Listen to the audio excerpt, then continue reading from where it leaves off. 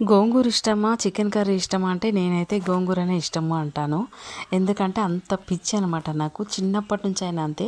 గోంగూర ఉంటే ఇంక నాకు ఏ కర్రీ వద్దు. కాకపోతే దాని అంచుకి కొంచెం మిరపకాయ బజ్జీ కానీ ఆలు బజ్జీ కానీ ఉంటే ఇంకా అసలు అంతకంటే అసలు ఇక ఏం రుచి లేదేమో అనిపిస్తుంది. అంత ఇష్టం నాకు. ఈరోజు మా లంచ్ వచ్చేసి ఇదే అనమాట, శనగపప్పు గోంగూర. వెల్లుల్లిపాయలు పెద్ద పెద్దగా కాలి కచ్చపచ్చగా దంచేసి పెద్ద పెద్ద ముక్కలు ఉండేలాగా చేసి జీలకర్ర మెంతులు వేసేసి పచ్చిమిరపకాయలతో ఈ గోంగూర ఉండేనండి. అలాగే దీనికోసమేమో ఎగ్ బాయిల్డ్ పెట్టాను అనమాట. అలాగే రైస్. ఇది నాకు ఎంత ఇష్టం అంటే అండి చెప్పలేను. మా నాన్న అంటుండే అనమాట చిన్నప్పుడు. ఏమంటుండే అంటే ఆయన పుంటికూర ఎప్పుడు వండినా కూడా పుంటికూర పుల్ల రుచి అని చెప్పేసి పుల్లలు కూడా వేయమంటుండే. చిన్న చిన్న లేత చిగుర్లు ఉంటాయి కదా, అవి అనమాట, చిన్న చిన్న కాడలు మెత్తగా ఉండేటివి. అది కూడా వేస్తే పుంటికూర టేస్ట్ వస్తుందంట.